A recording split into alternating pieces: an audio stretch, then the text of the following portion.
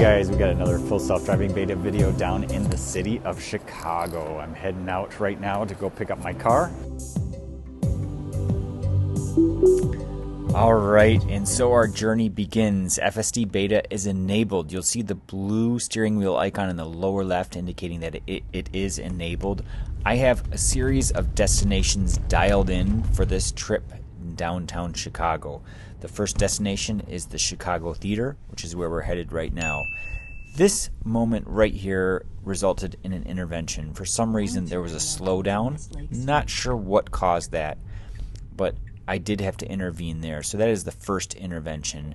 Coming up here, you can see a lot of blue vehicles here in the intersection. It's yielding to those. When a vehicle turns blue, it is waiting. Now here, it's awkward. There's a car right behind me. It's putting on the brakes right now. I would be creeping out into the intersection, and then right here it slows down again. I did have to intervene for a second time. And again, a lot of the time this comes down to just being courteous to other drivers around you. So here I'm proceeding forward to the Chicago Theater. The second destination I have dialed in is the Union Station. The third is Millennium Park, and the fourth is Willis Tower.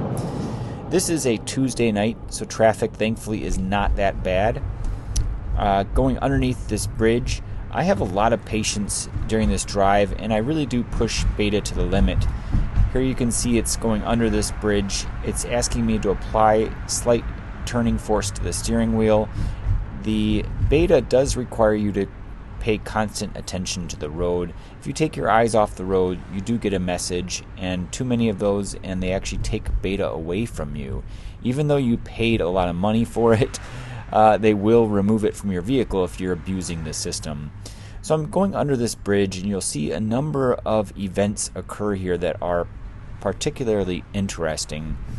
Watch now as we come up here to some vehicles on the side of the road. First thing though, what happens is it changes lanes to follow route, and we're about 0.7 miles away from turning right on State Street, and it changes lanes here way too early in my opinion. I'm not sure why, but I go with it. I mean, I'm okay with it being in this lane up until a certain point, and you'll see what I mean here in a second. It actually becomes quite awkward, and thankfully there's no traffic around me to really create any major disturbances.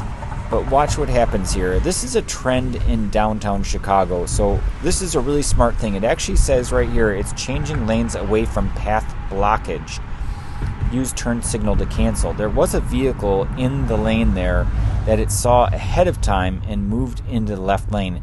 That happens 50% of the time. You'll see later on in this video it screws up. So here it says changing lanes to follow route. This is the moment I was talking about. Look at this. It actually goes on the right side of these beams. I never know if it can see these, but it actually makes its way out and away from the beam back into the road. It realized its mistake. I put the rear view camera up there so you could see that there was no other traffic, thankfully, that I had to contend with, and I got lucky there, by the way. So here we are going through this intersection. This happens again. That same exact situation unfortunately happens again coming up here under this same bridge where I do have to take over. It ends up in a disengagement. Prior to that, though, you'll see coming up, we do run into some construction, and it does the same thing it did before, and this is a trend throughout the video. Take a look at this first of all. It's stopping well in advance of this intersection. If somebody was behind me, they would have wondered why I was stopping so early, but I love what it did there. It just felt so natural. You know, it stopped kind of far in advance. Those pedestrians were walking past, and then it creeped forward. But as I was saying, this is, there's several situations in this video where it moves away from path blockage, and it really impresses me when it does that. But again, it seems to be 50-50 when it actually does that appropriately, and then sometimes just kind of gets stuck behind vehicles or obstacles in the road. So here we are again. It's trying to get over to the right. Really strange here. So it knows I need to turn right coming up. So I think it was really trying to get over early enough, but not a lane there. That's really kind of a place to park, but not really legal parking, I don't think, or maybe very temporary. So I get back onto the road. That was a disengagement, and I enable beta once again. So here we are now proceeding through this intersection, and then the next street after this one, we do turn right. So here we are turning. This is another example of getting away from this blockage. So changing lanes away from path blockage. And you can see all this construction that was done really well. Look at, there is a car coming up behind me. They actually had to change lanes at the last second as well. So they did a maneuver very similar to what I just did there. But you can see some pretty major construction there. That road is totally torn up.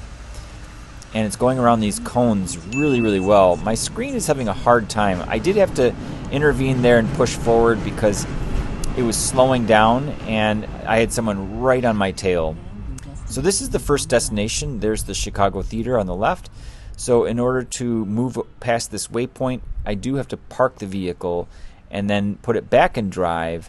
And I'm waiting for the LTE connectivity to come back in for it to find the next destination. It's still calculating.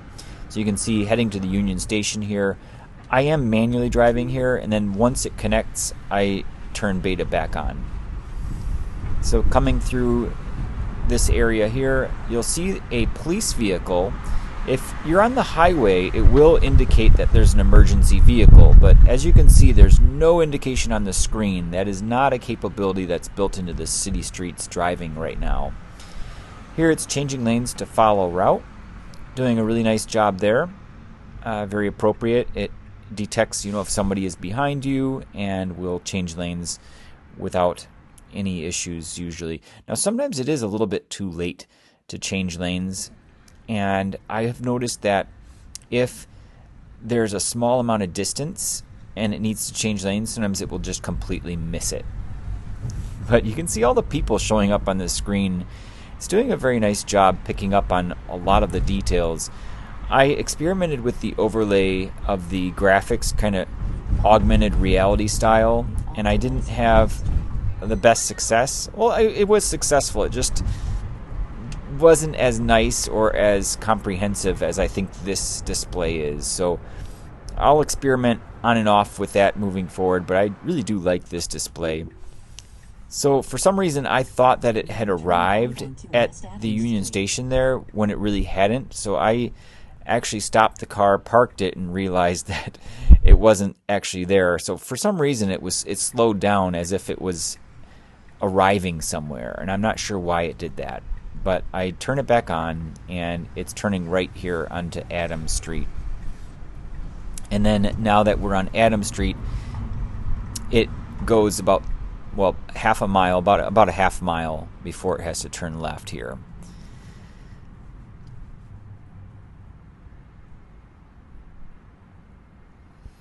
I try to keep this in real time as much as possible. You can see someone getting into the car there on the right. The door actually shows that it opened up. I love how it shows that, and you'll see that a couple times in this video.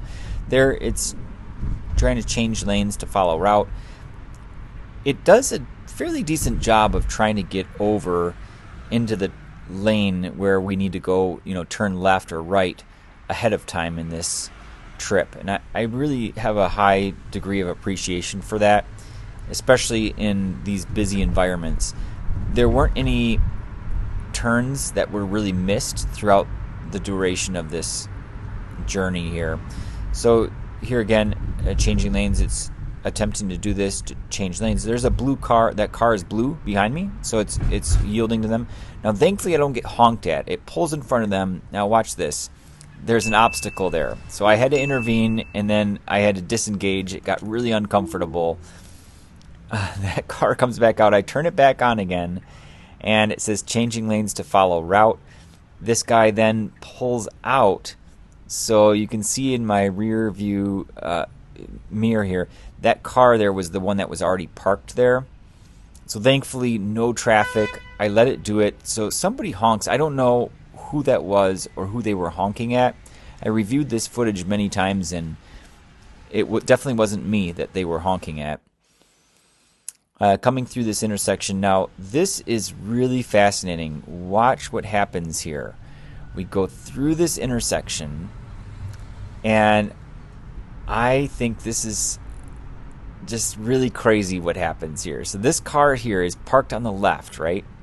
It slows down, and watch this. On the right, there's a car there. I didn't even see them. It slowed down. It didn't cross over into that lane. Now, if I was driving manually, I would have seen them and looked really quickly and then changed lanes to have gone around them. But it waited very patiently. If somebody was behind me, they would have been confused, I think. But that car was a little bit sporadic. I don't think they knew what they were doing. So now we come up on this bridge here, and I didn't even notice this, but well, look at this light here. So it thinks that it needs to stop. So you can see nobody's behind me. I let it do it. There was nothing, no human intervention there, but it did stop for that ghost light that it wasn't powered at all. But look at this. So I didn't realize this. The light is green here. I figured they were just delayed from a previous red light, and it took me a little while to realize that these were parked cars on the side of the road. So I'm sitting here and I'm like, and it's not moving, kind of weird, nobody behind me, okay, I'll be patient. And then right about now I realize, hang on a minute, shouldn't we be going around these people? And then a moment later here, the light changes from green or blue in Japan. They call green lights blue lights in Japan. But watch here, it changes eventually to yellow and then red. And right here, this is when I realized, oh man, these people aren't moving at all. So this is an example where the path is blocked, but it's not moving away from path blockage. So we're just sitting here chilling. This guy ends up getting into the car. Now look at this. It's a van, and that door slides open in the back, but it still shows the door opening up on the visualization. I thought that was pretty neat. So there's cars now on the right, and as the cars on the right pass by, so now the light turns green, it starts to move, and this car, the van here, is moving out into the lane. Now watch this. There's the FedEx truck and another car in front of them. Now it says changing lanes away from path blockage. So it took a while to realize that there was something blocking the way there. Pretty crazy.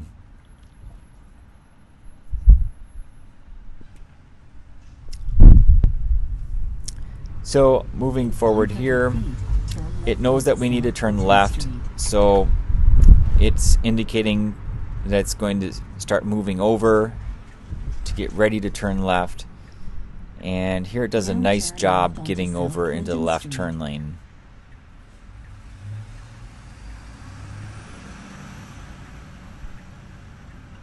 Shows that trash receptacle as a... It actually shows that on the screen. It's the first time I've seen that down in the city. Usually you'll see that in the suburbs quite a bit, but I've never seen that in the city. Now this is really strange. This made me uncomfortable. Watch this. It goes kind of like in the middle of the lane. It says changing lanes to follow route, and we're waiting. Well, there was a person crossing, but look at this. We're just kind of hanging out. So someone comes up behind me. It's a red light. It's creeping forward on a red light. I had my foot hovering over the brake pedal there. Not really sure what was going to happen, but as I'm waiting here, someone does come up behind me. You'll notice here. So there they are, and my car starts to go forward when it turns green, but then it stops. So I do have to intervene.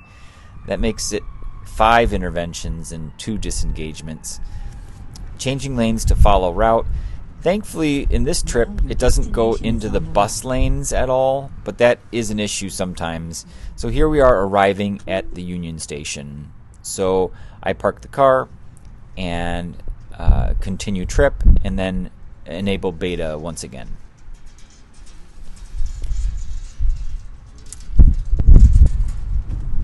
Alright, so going down this road here, pretty straightforward. Going over the bridge. I lose connectivity for the screen there temporarily, so I do superimpose the graphics here just so you can see a little bit more detail. The screen keeps freezing, and I think this has to do with the fact that my Model 3 doesn't have the Ryzen chip.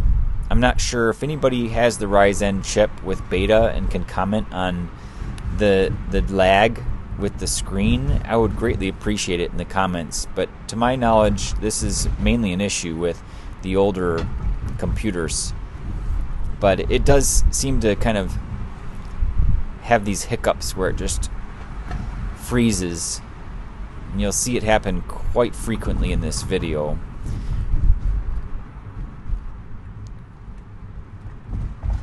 Changing lanes to follow route.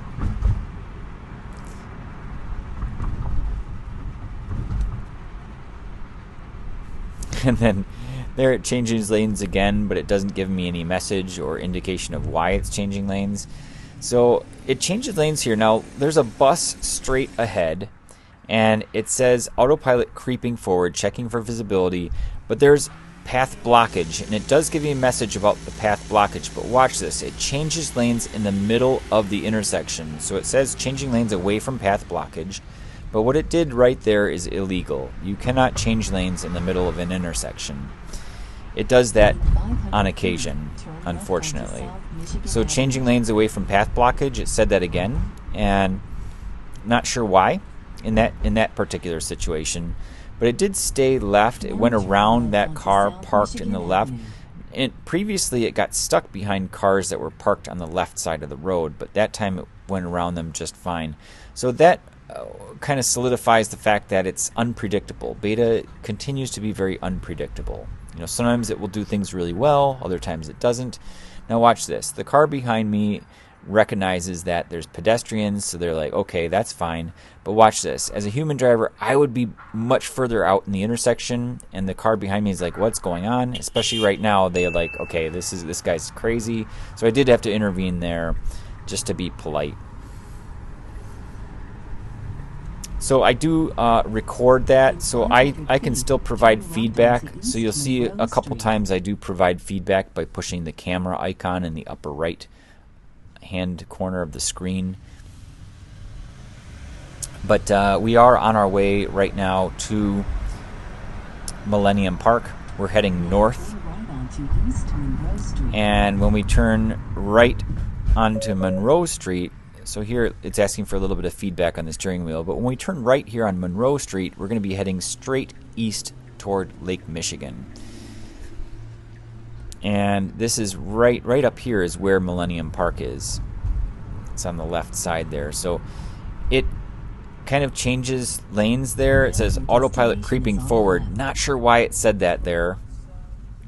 Really doesn't make any sense why it would be creeping there.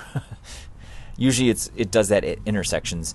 So I turn it back on, waypoint entered. Now it's heading over to Willis Tower, which is the final destination.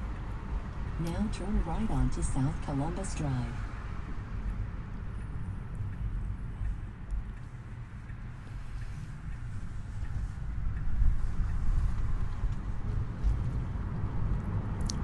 Alright, so we're heading south now. 500 feet, turn right onto and East coming Jackson up Drive. here, you're going to see when I turn right onto Now turn right onto Jackson East Drive, we're going to have a really nice view of Willis Tower. So for those of you who don't know about Chicago, Willis Tower used to be called the Sears Tower. There it is. See that purple, pink spike at the top? Now this is really cool. So it changes lanes to follow route, and it does this very intelligently. So it's in the right turn lane, but it's in the leftmost right turn lane. And that is very intelligent because it does, after it turns right, it does need to turn left. Now watch what happens here. So it yields for that pedestrian. Now somebody on the right is coming here as well. It waits. So it's a red light. and you can turn right on red. Now, there's no sign here saying you can't turn right on red from the left right turn lane. So it goes for it. And I thought that was brilliant. I didn't stop it. I let it do it. Change lanes to follow route. So here it needs to get all the way over to the left.